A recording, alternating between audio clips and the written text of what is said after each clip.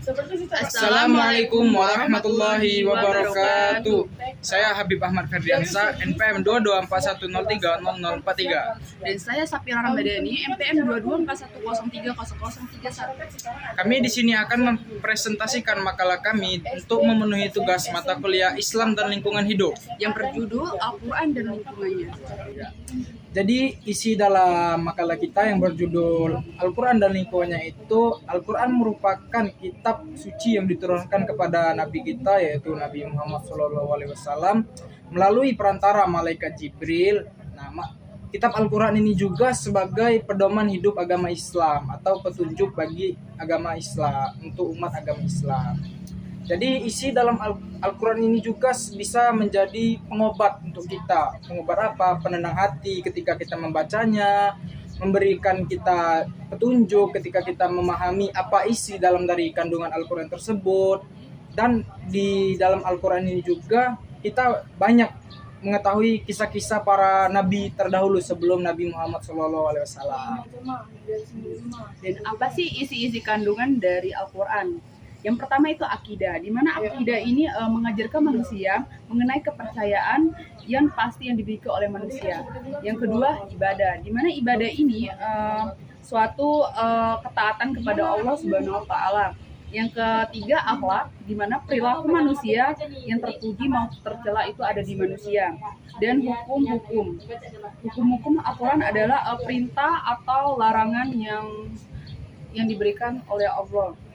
Dan 5, peringatan, di mana peringatan adalah sesuatu yang memberi peringatan kepada manusia, ancaman Allah Subhanahu Wa Taala dan lain-lain. Dan 7, dorongan untuk berpikir, di mana Al-Quran banyak ayat yang mengulas dan bahasan yang memerlukan pikiran manusia untuk mendapatkan manfaat dan juga membuktikan kebenarannya, terutama hal alam semesta. Mungkin Al-Quran dan lingkungannya itu seperti kita melihat realita kita sekarang ya, sebagai petunjuk kita atau pedoman syariat Islam kita itu, sebagai Al-Quran ini sebagai acuan atau tombak kita untuk mencari landasan atau syariat-syariat dalam ajaran agama Islam yang benar atau yang sesuai.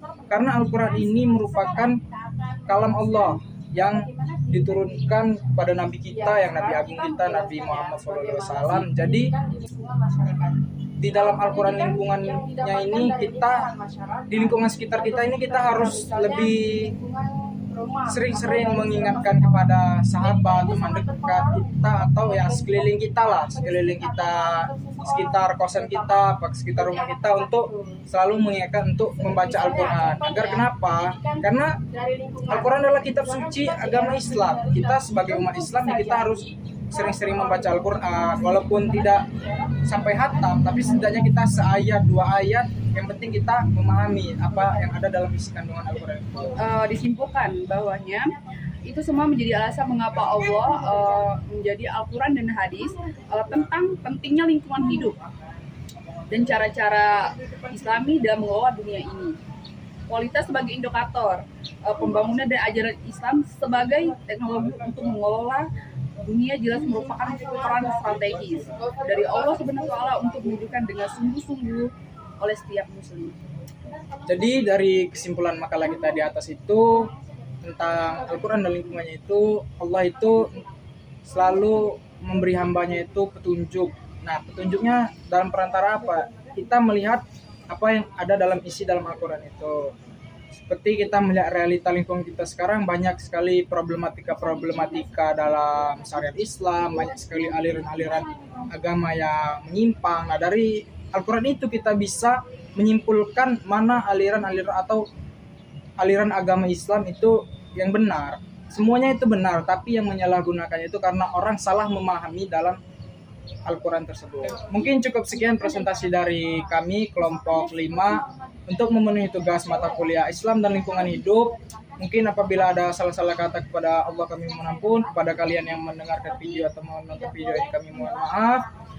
Kami akhiri, ihdinas siratal mustaqim, wallahul muwaffiq ila aqwamit thoriq. Wassalamualaikum warahmatullahi wabarakatuh.